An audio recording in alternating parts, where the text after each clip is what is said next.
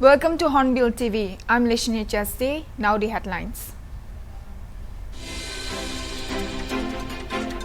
On 3rd September, leaked documents have revealed for the first time the scope of the massive operation that will be undertaken in the hours and days following the death of Britain's Queen Elizabeth II.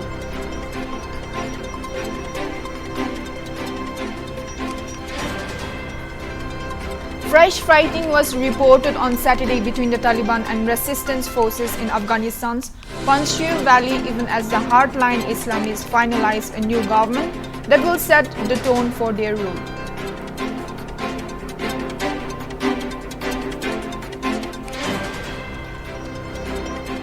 In order to have protection against drone attacks, all the three defense forces, including the Army, Navy and Air Force, have signed contracts for acquiring DRDO-developed anti-drone systems.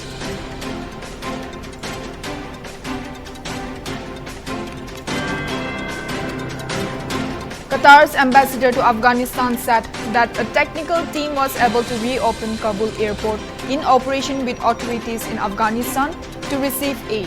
According to Al Jazeera, 2 domestic flights were operated from Kabul to the cities of Mazar-i-Sharif and Kandahar.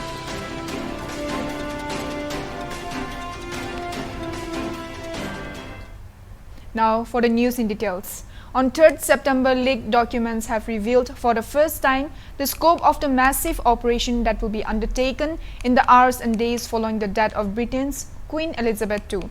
Details of what will happen under the codename Operation London Bridge were leaked to US headquartered news organization Politico, which reports that officials will refer to the day the Queen dies as D-Day.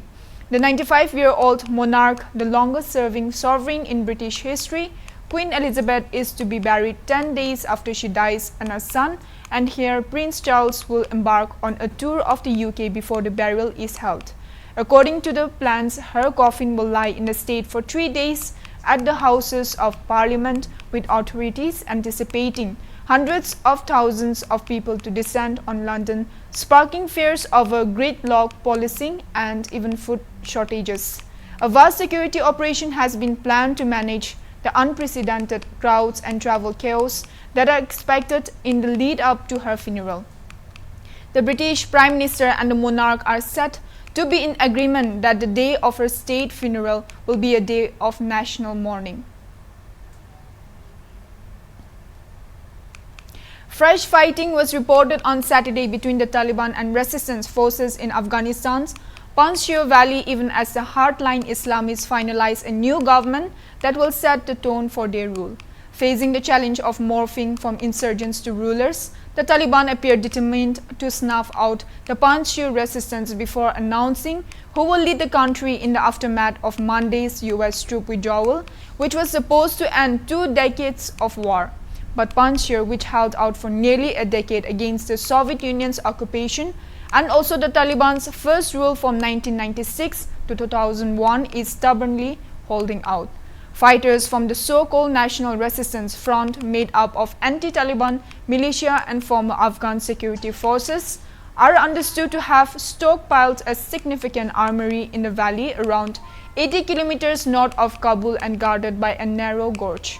Celebratory gunfire rang out in the capital Kabul overnight as rumors spread the valley had fallen, but the Taliban made no official claim Saturday, and a resident told AFP by phone that the reports were false.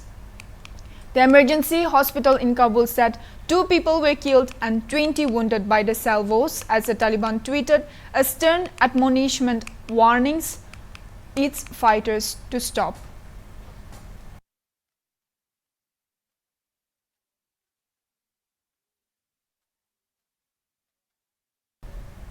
Kabul airport had been closed since the end of the massive US-led airlift of its citizens are the Western nationals and Afghans who helped Western countries. The end of that operation marked the withdrawal of the last US forces from Afghanistan after 20 years of war. The evacuation of tens of thousands of people came amid the rapid takeover of Afghanistan by the Islamist militant group. Thousands of people wanting to leave Afghanistan, fearful of life under Taliban rule, were left behind when the evacuation operation ended at the end of August. The Taliban has promised safe passage for those wanting to leave. Qatar's ambassador to Afghanistan said that a technical team was able to reopen Kabul airport in operation with authorities in Afghanistan to receive aid. According to Al Jazeera, 2 domestic flights were operated from Kabul to the cities of Mazar-i-Sharif and Kandahar. In order to have protection against drone attacks, all the 3 defense forces, including the Army, Navy and Air Force, have signed contracts for acquiring DRDO-developed anti-drone systems. Officials said all 3 services, Army, Navy and Air Force, have signed a contract with Navratna Defence PSU Bharat Limited for a supply of the first indigenous comprehensive anti-drone system with both hard kill and soft kill capabilities in New Delhi on August 31, 2021. The contract was signed in the presence of senior armed force officers and DRDO representatives. Indian armed forces have provided consistent support and have led in the joint development of the anti-drone system with the Defense Research and Development Organization and BEL. Anti-drone systems are offered by the manufacturers in static and mobile versions.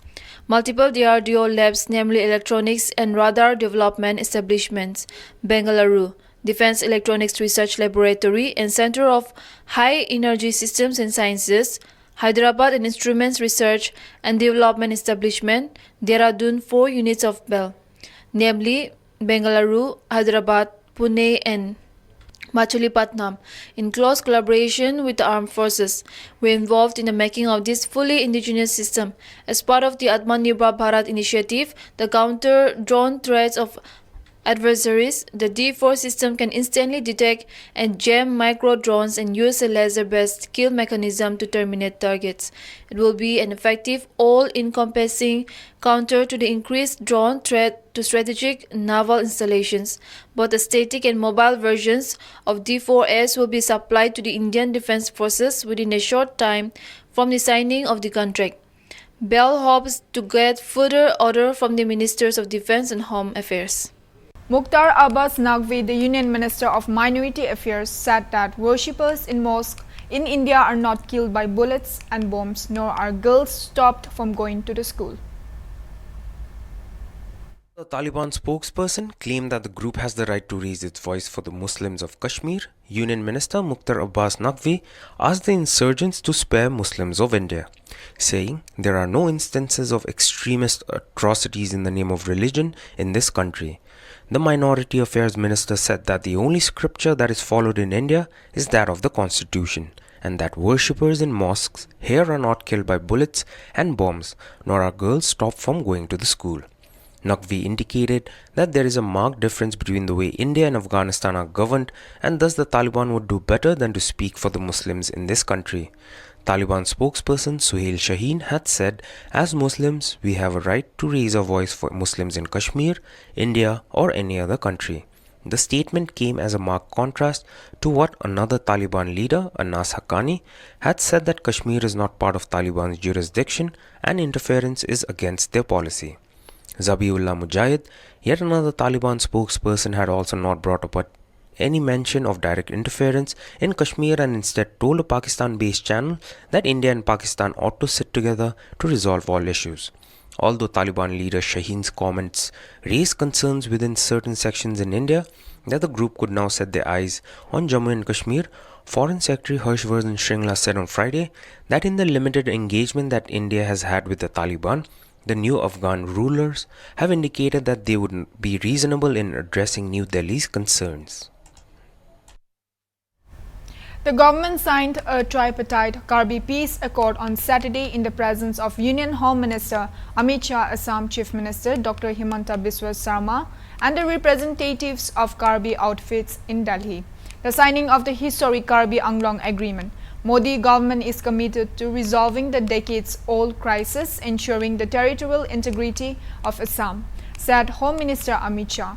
The Karbis are a major ethnic group of Assam, dotted by several factions and splinters. The history of the Karbi group is marked by killings, ethnic violence, abductions and taxation since the late 1980s. Assam CM Himanta Biswa Sarma said the signing of the Karbi Anglong Agreement marked a historic day for Assam. Under the new pact, the people belonging to the Hill tribe are entitled to reservation under the 6th schedule of the Indian Constitution. Hailing the signing of the historic Karbi Anglong Agreement, Union Minister and former Assam Chief Minister Sabananda Sonowal said, "I want to thank Modi government in centre, which is committed to resolving the decades-old crisis, ensuring the territorial integrity of Assam. I want to thank the CM of Assam also." Google has temporarily locked down an unspecified number of Afghan government email accounts, according to a person familiar with the matter, as fears grow over the digital paper trail left by former officials and their international partners. Weeks since the Taliban's swift takeover of Afghanistan from a US-backed government, reports have highlighted how biometric and Afghan payroll databases might be exploited by the new rulers to hunt their enemies. In a statement on Friday, Alphabet Inc.'s Google stopped short of confirming that Afghan government accounts were being locked down, saying that the company was monitoring the situation in Afghanistan and taking temporary actions to secure relevant accounts. Late last month, one employee of the former government said that the Taliban had asked him to preserve the data held on the servers of the ministry he used to work for. Publicly available mail exchanger records show that some 2,000 Afghan government bodies used Google servers to handle official emails, including the Ministries of Finance, Industry, Higher Education and Mines. Afghanistan's Office of Presidential Protocol also used Google, according to the records, as did some local government bodies. Commandeering government databases and emails could provide information about employees of the former administration, ex-ministers, government contractors, tribal allies and foreign partners. Mail exchanger records show that Microsoft Corp's email services were also used by several Afghan government agencies, including the Ministry of Foreign Affairs and the Presidency. But it isn't clear what steps, if any, the software firm is taking to prevent data from falling into the hands of the Taliban. Meghalaya Finance Minister James Sangma and State's National People's Party held an executive meeting on Saturday, September 4th at Hotel Saramati in Dimapur and discussed on state affairs and party organization. Addressing at a press conference after the meeting, Sangma and NPP leaders deliberated on the ongoing issues in the state, opposition-less government and the Naga political issue. Meghalaya Finance Minister Sangma stated that having no opposition in governance or an opposition-less government is harmful, as constructive criticism is essential in democracy. He further added that the NPP will reform the sickening political situation in Nagaland. Dr. Andrew Ahoto Sema, President Nagaland NPP, Lima Nuksong Longkomer, General Secretary Organization Tohovi, Achumi, General Secretary IPR and media were also present at the meeting. Now let's have a look at the details from our reporter Temsi Zingla. As you all know, the purpose of my visit to Dimapur, to the state of Nagaland today, is to attend the State Executive Committee meeting. I'm very happy that the NPP as an organization has been actively working for the state of Nagaland, and I'm very thankful to our state president and all the office bearers. The very concept of democracy, revolves around dissent, debate and a decision, basically.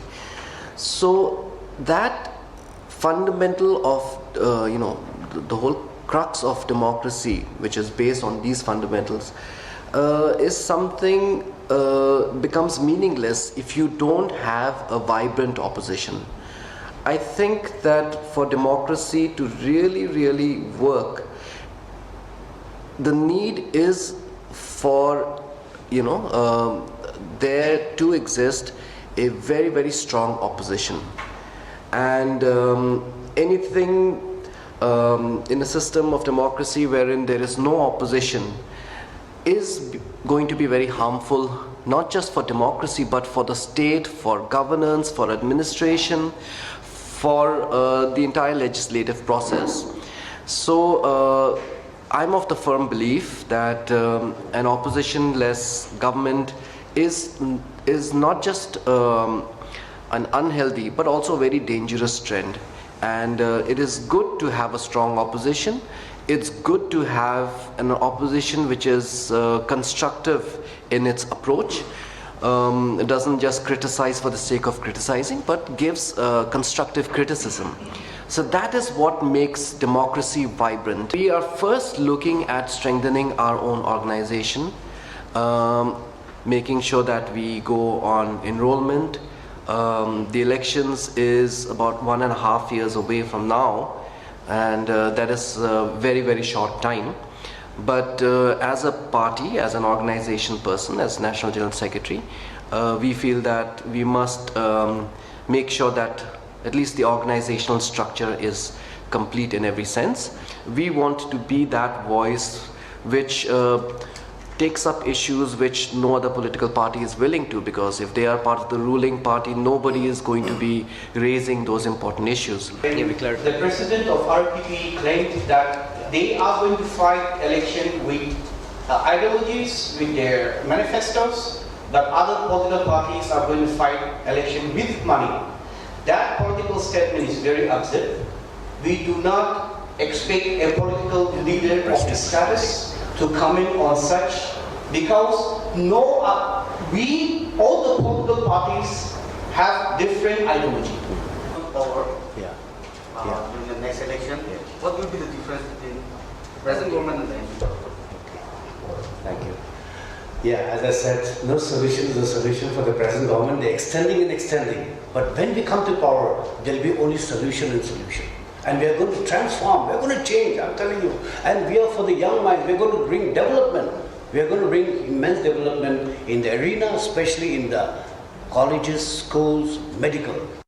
Meghalaya State Finance Minister James Sangma visited Nagaland and conducted a state executive meeting here in Hotel Saramati today. The meeting is attended by NPP leaders and representatives of organizations from different districts of the state, where they talk about state affairs and political organizations. After the meeting, General Secretary of National People's Party and Finance Minister has conducted a press conference where they talk about the ongoing scenario here in Nagaland, that is the oppositionless government and the Naga Beast talk. Talking about the oppositionless government, Sangma stated that any kind of democracy without any opposition government cannot be vibrant, and he also stated the need of opposition government in any kind of leadership. Northeast as a state will come together. He also stated that Northeast as a state will come together as one, and this will only be possible only through political parties and not through any certain attributes. Talking about the Naga political solution, further stated that they are looking forward for peace and security here in the state as well. This is Azin Jamir with camera person Pankaj for Hornbilltv Dimapur. That's all we have for now. Stay tuned for more news with Hornbilltv.